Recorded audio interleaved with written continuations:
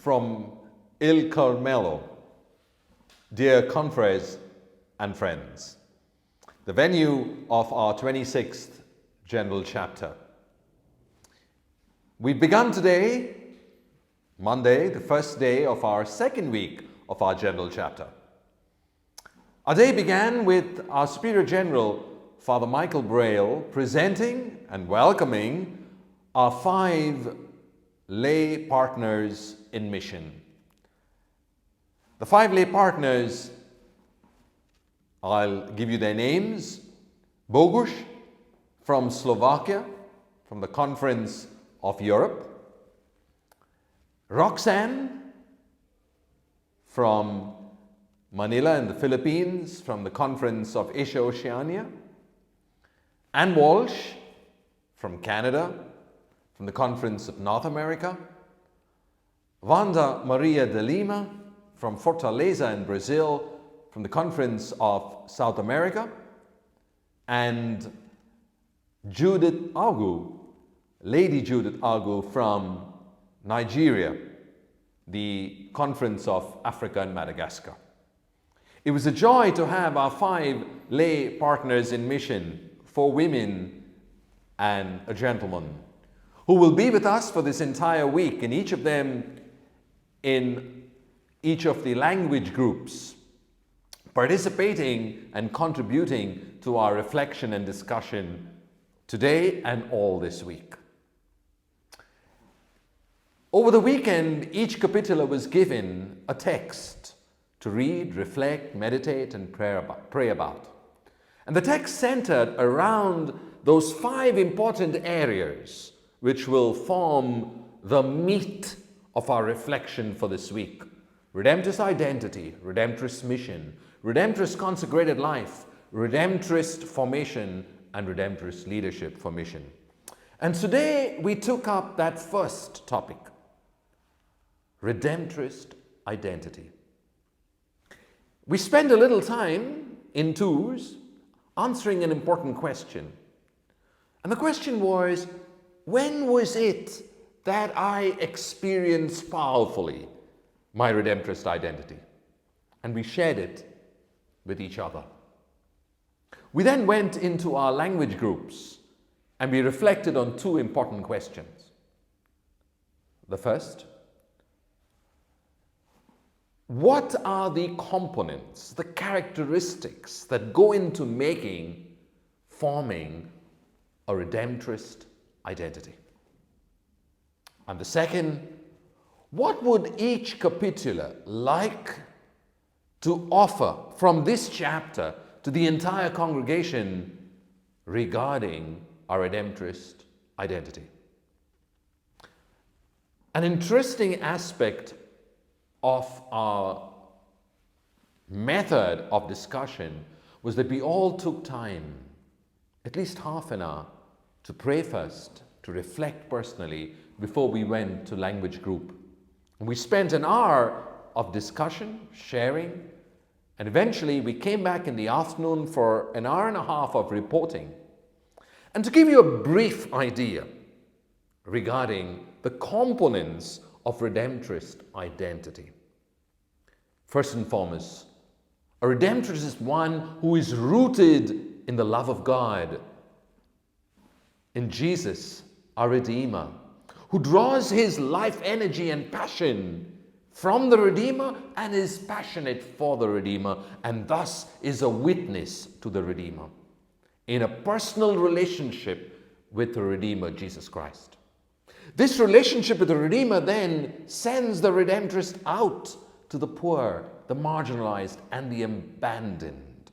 There is an exodus, as it were, a leaving, going out towards, to use the words of Pope Francis, the peripheries, to where the marginalized and abandoned are. A redemptorist feels the passion for the poor. The cry of the poor is at his very heart, and he responds, making himself available for the mission. Very much linked to this, the redemptorist never goes out alone. The redemptorist lives in community and proclaims in and through community the abundant redemption.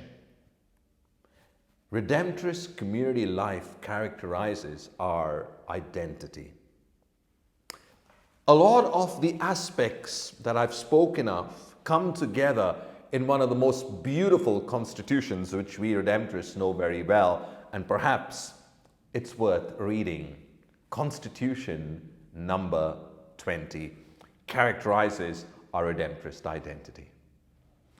With regards to the second question we were asked to reflect on, practically every group realized the importance that we need to come out with a strong statement. A statement which is clear, effective, radical, which will go out to the entire congregation.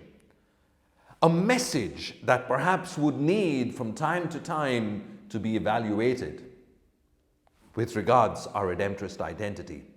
There were many practical suggestions that came forward.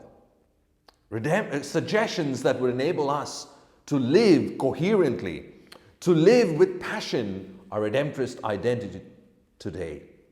That would enable us to revitalize our initial formation, our ongoing formation, our constant relationship with the Redeemer, with the poor, and living as a community.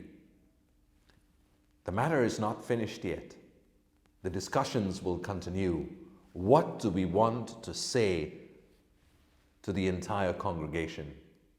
How can we reignite, renew, revitalize our passion for the Lord our Redeemer, for His poor, to living our Vita Apostolica in community? The final session, we had the presentation of the reports of the Conference of Africa and Madagascar. We had a beautiful video which was prepared by the conference, which brought out the varied dimensions, challenges, exciting possibilities that the Conference of Africa and Madagascar faces. To give you a brief idea, our Redemptorists, approximately 365 confreres in all, working in over 44 communities and another 44 residences, in 13 countries, 10 units. From one major unit, we call it West Africa, to another Central, East and South Africa and Madagascar. Our confreres are involved in the mission, and the missionary priorities are first, the materially poor.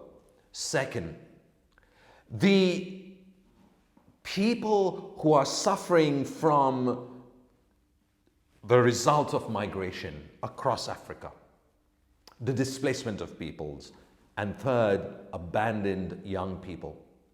It's these three groups that our Redemptorists in Africa and Madagascar are reaching out through the parish apostolate, through the preaching ministry, through human development projects, social ministries, to human rights advocacy. The apostolate is carried out in service of the poor and the abandoned. The challenges abound, and the major challenge is the area of finance. The congregation is being called to once again recommit and rededicate ourselves to supporting Africa and Madagascar. We had a very lively discussion. The floor was taken by Father Noel, the conference coordinator, and Lady Judith, the lay representative. Wonderful questions came forward, seeking to clarify, to find ways and means of how the mission is lived and celebrated in Africa. A very lively discussion followed, and eventually the day came to a close as the chapter voted approval of the minutes of the previous week. And we finally concluded praying in Italian the prayer for our 26th General Chapter, that we continue to be open to God's Spirit that's leading us to reimagine and to renew our congregation. Thank you.